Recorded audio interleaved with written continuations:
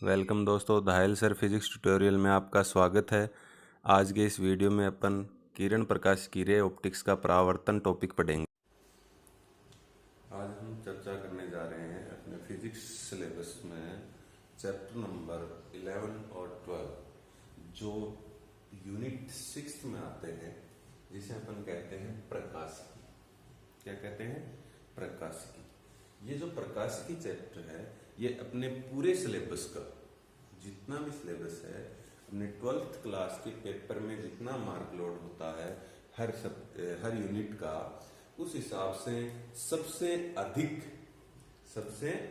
अधिक मार्क्स की यूनिट है। ये 6 नंबर यूनिट है, यूनिट नंबर 6, जिसका मार्क लोड है 9 अंक का। कितने अंक का है? 9 अंक का। तो इस यूनिट में देखो 2 पार्ट हैं अपने पास। पहले तो अपन देखते हैं प्रकाशिकी होती क्या है। ऑप्टिक्स यानी प्रकाशिकी। प्रकाशिकी क्या है?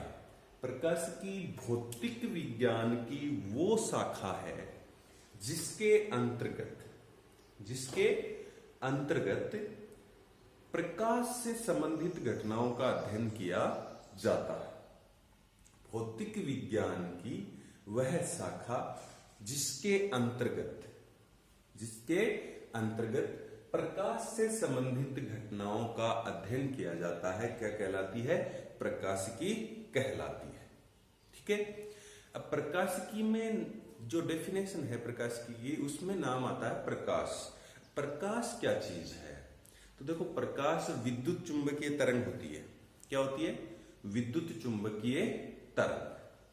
अच्छा, विद्युत चुंबकीय तरंग में विद्युत और चुंबकीय क्षेत्र दोनों के घटक उपस्थित होते हैं। अब बात आती है, ये विद्युत चुंबकीय तरंग है। अब विद्युत चुंबकीय तरंग तो बहुत सारी होती हैं, जैसे एक्स किरणें हैं, गामा किरणें हैं, अवरक्त किरणें हैं, दृश्य किरणें हैं, अलग अलग आती हैं, जो अपने इसी चैप्टर में, इसी सिलेबस में आएंगी। 12th सिलेबस में ही चैप्टर नंबर 17 में आएंगी। ठीक है।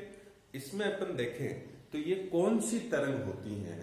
ये तरंग होती हैं जिनका तरंग दैर्ध्य 3500 एंगस्ट्रॉम से 7500 एंगस्ट्रॉम तक के होता है। यानी प्रकाश वह विद्युत चुंबकीय तरंग है जिसका तरंग दैर्ध्य 3500 एंगस्ट्रॉम से 7500 एंगस्ट्रॉम के मध्य होता है। अच्छा, अब इसकी बात करें तो प्रकाश जो है उसको गमन के लिए, इसके गमन के लिए यानी प्रकाश के संचरण के लिए, प्रकाश एक दिशा से एक स्थान से दूसरी स्थान पर जाता है तो माध्यम की आवश्यकता नहीं होती है। ठीक है। तो देखो, इसका एक पॉइंट मैं ऐड कर देता हूं इसमें। प्रकाश के संचरण हेतु या इसके संचरण हेतु माध्यम की आवश्यकता नहीं होती है।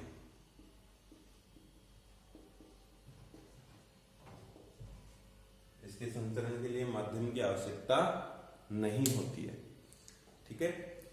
प्रकाश के संचरण के लिए माध्यम की आवश्यकता नहीं होती है। देखो, ये सरल रेखा में गमन करता है। जहां से प्रकाश चलता है, जहां तक जाता है, वहां तक ये सरल रेखा में गमन करता है। यानी एक सीधी रेखा में चलेगा जब तक इसका माध्यम चेंज नहीं होता। माध्यम चेंज होते ही इसकी डायरेक्शन भी चेंज हो जाती है। तो देखो, प्रकाश सरल रेखा में गमन करता है। अब निर्वात जो देखें अपन, निर्वात जो है, निर्वात में प्रकाश का वेग होता है सर्वाधिक।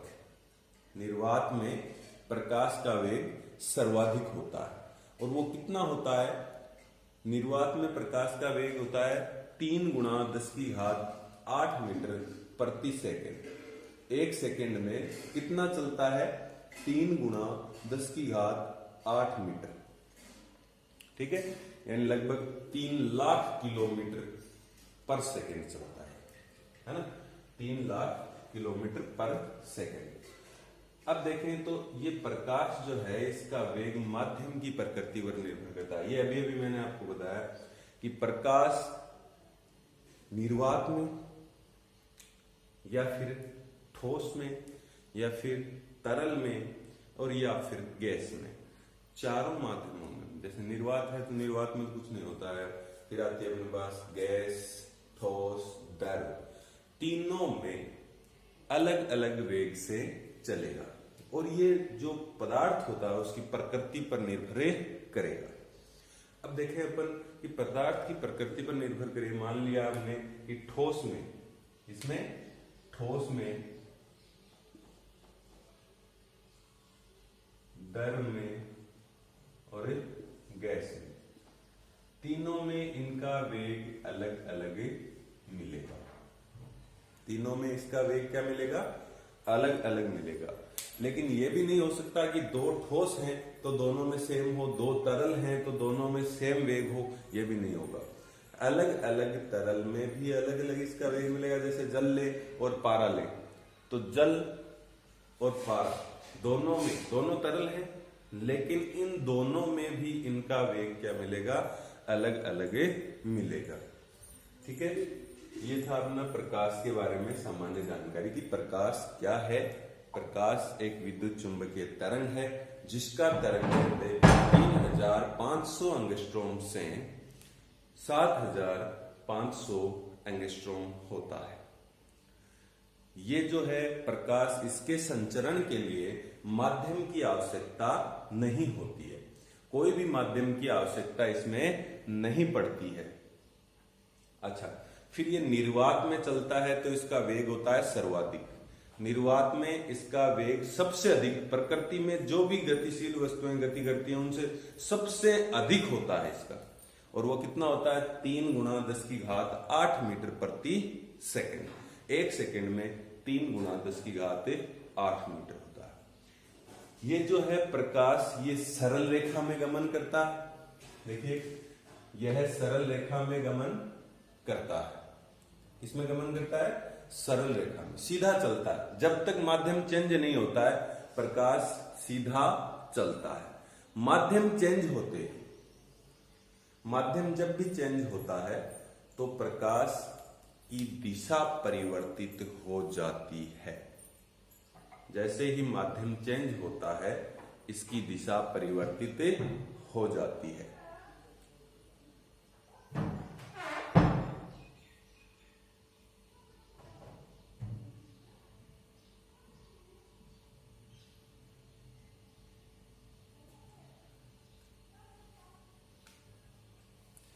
अब देखें अपन आगे, तो निर्वात में वेग सबसे ज्यादा हो गया। प्रकाश का वेग, प्रकाश का वेग है वो माध्यम की प्रकृति पर निर्भर करता है।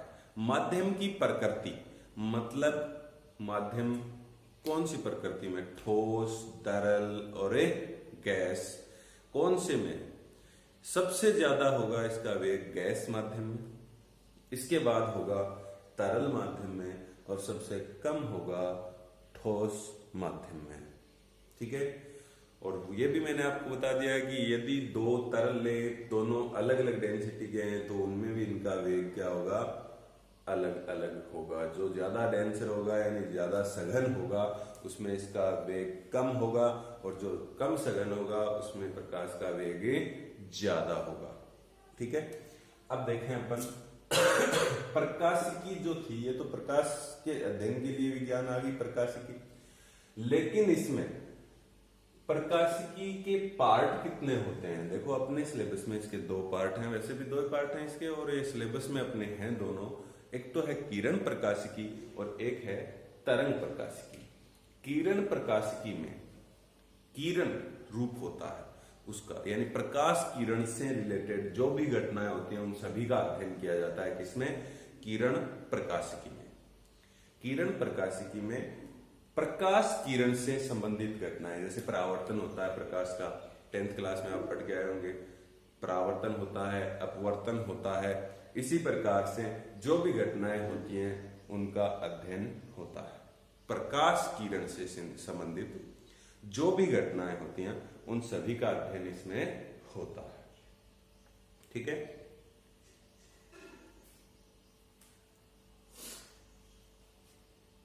इसके पश्चात अपन देखें तो किरण क्या चीज है। देखो प्रकाश की किरण, प्रकाश की में तो हमने देख लिया कि इसमें प्रकाश किरण से संबंधित घटनाएं जैसे परावर्तन, अपवर्तन, विक्षेपण, प्रकीर्णन आदि का अध्ययन होता है।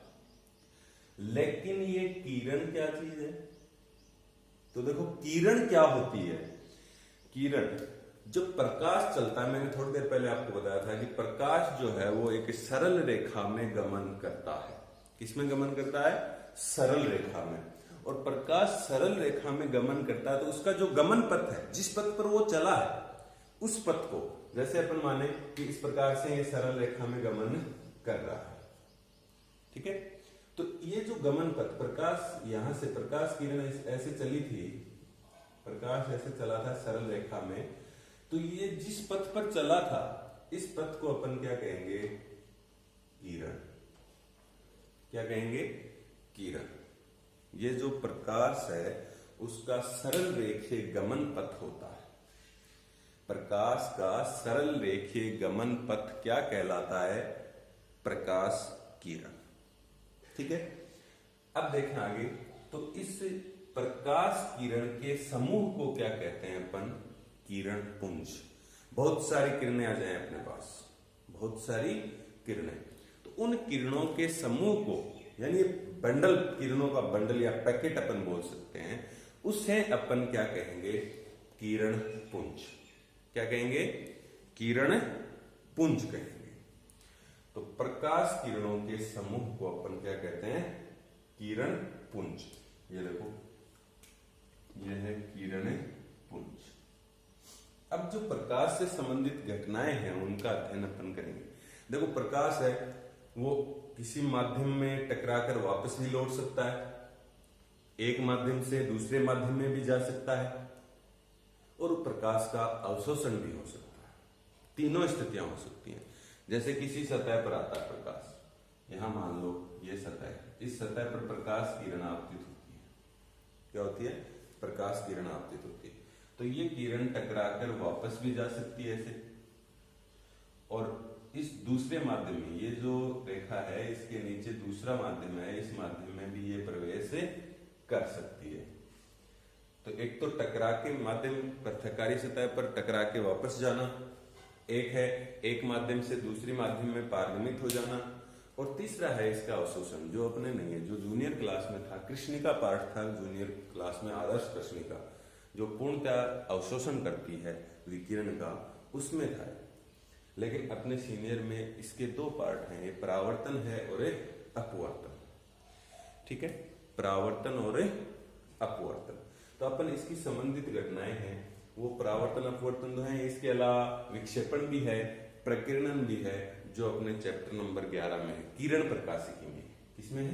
किरण प्रकाशिकी में।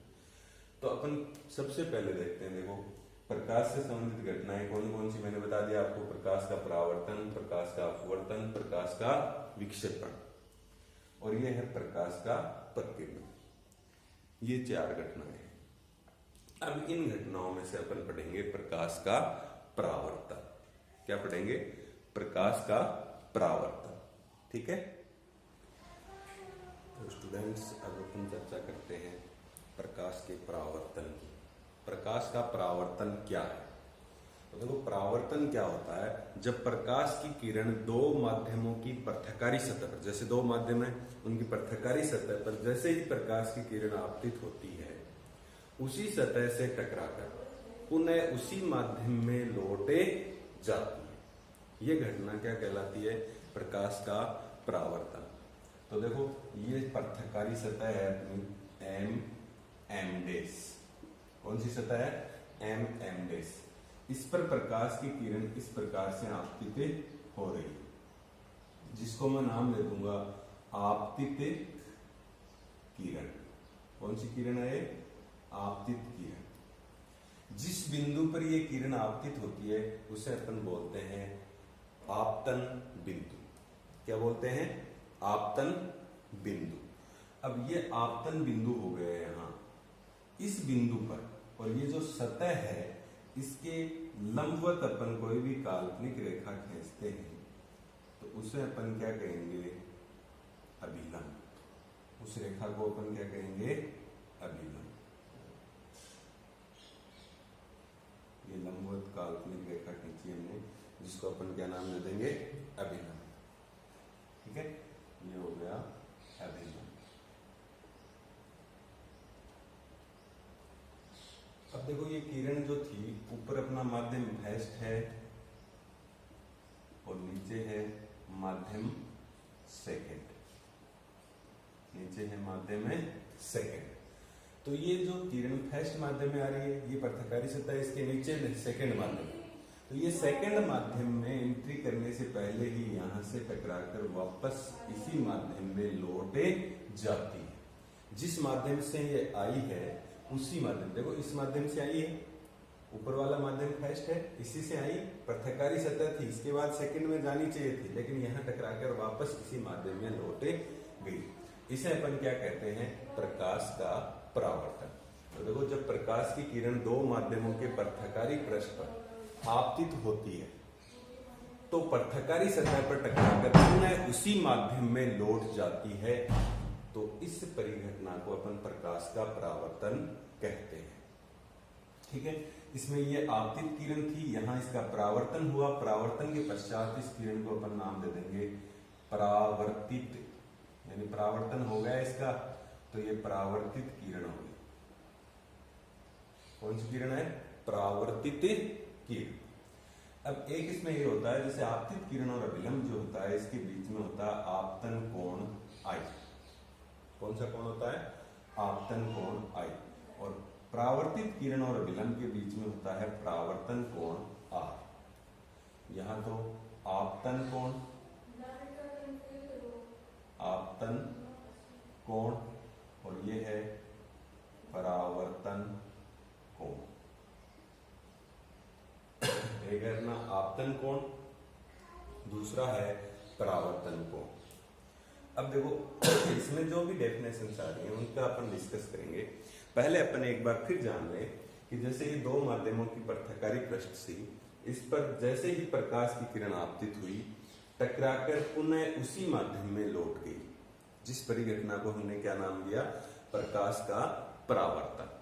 अब ये जो परावर्तन है, इसमें अभिलंब आता है, आपतित किरण आता है, परावर्तित किरण है, आपतन कोण है, परावर्तन कोण है, ये क्या चीजें होती हैं, इनके बारे में अपन डिस्कस करेंगे। पहले मैं इसके नियम आपको बता दूं। यहाँ परावर्तन के नियम, परावर्तन होता है तो उसके क्या नियम? परावर्तन के नियम। देखो परावर्तन के क्या क्या नियम होते हैं? इसके दो नियम होते हैं। फर्स्ट नियम तो ये है, यहां जो आपतन कोण है ये किसके बराबर होगा? परावर्तन कोण के। आपतन कोण आई का मान परावर्तन कोण आर के बराबर होता है। ठीक है, आपतन कोण आई का मान परावर्तन कोण आर के बराबर होता है।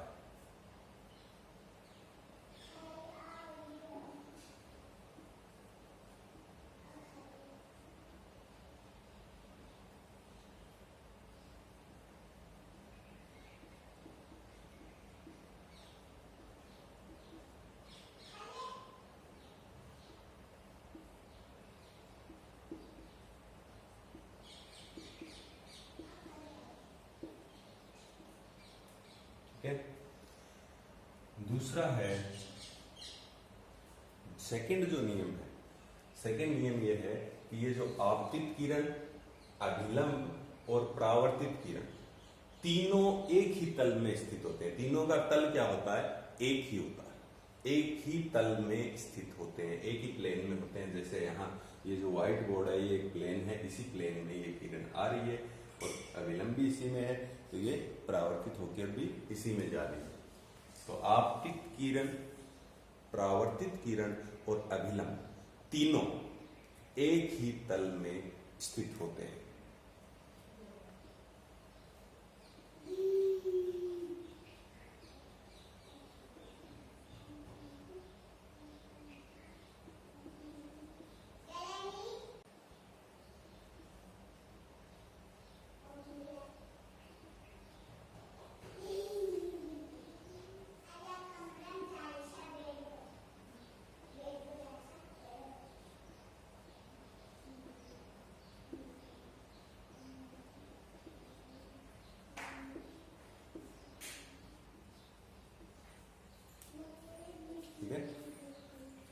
आपतित किरण, अभिलंब और परावर्तित किरण तीनों एक ही तल में स्थित होते हैं।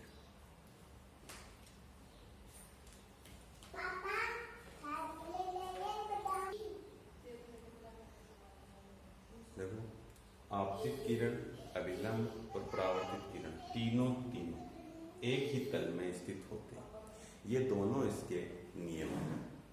आपतित किरण, अभिलंब और परावर्तित किरण तीनों एक ही तल में होते हैं। एक तो ये हो गया और एक ये हो गया, आपतन कोण I परावर्तन कोण R के बराबर होता है। ठीक है, ये थे परावर्तन के नियम। अब इसमें जो डेफिनेशंस आती है, महत्वपूर्ण परिभाषाएं, महत्वपूर्ण परिभाषाएं जो आ रही है उनके बारे में अपन देखेंगे। ठीक है, इसमें कौन कौन सी चीजें, देखो एक तो आपतित किरण, ये तो सिंपल है। आपतित किरण किसी बिंदु पर या अभिष्ट बिंदु पर आने वाली किरण को अपन क्या कहेंगे, आपतित किरण। तो परिभाषाएं मैं आपको टाइटल देके हेडिंग देके मैं लिख रहा हूं यहाँ, बाकी डेफिनेशंस जो है वो आपको बोर्ड के बताई जा रही है। तो ये है आपतित किरण। आपतित किरण मैंने बताया आपको कि अभिष्ट बिंदु पर आने वाली किरण को आपतित किरण कहा जाता है। ठीक है, सेकंड नंबर अपना आता है आपतन बिंदु। कौन सा बिंदु, आपतन बिंदु। ये जो बिंदु था ना यहाँ पर, जिस बिंदु पर प्रकाश किरण आपतित होती है, ये बिंदु अपना क्या कहलाता है, आपतन बिंदु। तो आपतन बिंदु की डेफिनेशन ये हो जाएगी कि जिस बिंदु पर प्रकाश किरण आपतित होती है उसे अपन आपतन बिंदु कहते हैं। ठीक है, फिर आता है अपना अभिलंब। डेफिनेशन आपको बताऊं, अभिलंब। अभिलंब क्या होता है? अभिलंब ये था अपने पास, ये डॉटेड जो लाइन है ये अभिलंब थी। देखो यहाँ लिखा हुआ अभिलंब। तो ये जो अभिलंब है ये आपतन बिंदु पर खींचा था हमने, आपतन बिंदु पर बनाया था, और बनाया था जो परावर्तक पृष्ठ है उसके लंबवत। तो इसी से इसकी डेफिनेशन बनाएंगे कि आपतन बिंदु पर पृथक्कारी पृष्ठ के लंबवत खींची गई काल्पनिक रेखा क्या कहलाती है, अभिलंब कहलाती है। आपतन बिंदु पर पृथक्कारी पृष्ठ के लंबवत खींची गई काल्पनिक रेखा अभिलंब कहलाती है। ठीक है, फिर है अभिलंब के बाद मैं आपको बताऊं परावर्तित किरण। परावर्तित किरण, परावर्तित किरण क्या होती है? देखो यहां तक आई थी ये किरण, जब तो थी आपतित किरण, इसके बाद ये हो गई परावर्तित। तो यहां क्या हुआ था, इसका परावर्तन होता था। तो अपन इस परावर्तित किरण की परिभाषा इस परावर्तन के आधार पर ऐसे लिखेंगे कि परावर्तन के पश्चात, यानी पृथक्कारी पृष्ठ पर जो परावर्तन होता है, इस परावर्तन के पश्चात प्राप्त किरण को परावर्तित किरण कहते हैं। तो अब अपन देखते हैं इसमें ये एक आपतन कोण है और एक परावर्तन कोण, ये क्या होते हैं। तो पहले आती है बात आपतन कोण। आपतन कोण क्या होता है? देखो आपतन कोण कहां बना है, यहां पर, किस किस के बीच में, अभिलंब और एक आपतित किरण के बीच में। एक तो अभिलंब ये रहा और एक आपतित किरण, इनके बीच में बनी है, ये एंगल इसके बीच में बना है। तो अपन इसकी परिभाषा इसी के आधार पर लिखेंगे कि आपतित किरण तथा अभिलंब, आपतित किरण तथा अभिलंब, इन दोनों के मध्य जो कोण बना है उसको अपन क्या कहेंगे, आपतन कोण। तो आपतन कोण हो गया आपतित किरण और अभिलंब के मध्य बना कोण। ठीक है, फिर है लास्ट, इसे अपन किससे डिनोट करते हैं? पहले आपतन कोण को किससे डिनोट करेंगे? एंगल आई से। किससे? आई से। इंसिडेंट एंगल होता है। ठीक है, फिर है 6 नंबर, जो परावर्तन से संबंधित जो डेफिनेशन थी, इसकी लास्ट डेफिनेशन है परावर्तन कोण। तो परावर्तन कोण जो है इसको डिनोट करते हैं अपन आर से। किससे डिनोट करते हैं? आर से। क्या होता है ये परावर्तन कोण? देखो परावर्तन कोण किसके बीच में बना है? अभिलंब और परावर्तित किरण के, इन दोनों के बीच में। ये तो परावर्तित किरण है अपनी और ये है अभिलंब, इन दोनों के बीच में बना है। तो परावर्तित किरण और अभिलंब के मध्य बना कोण क्या कहलाएगा? परावर्तन कोण। तो परावर्तित किरण तथा अभिलंब के मध्य बना कोण।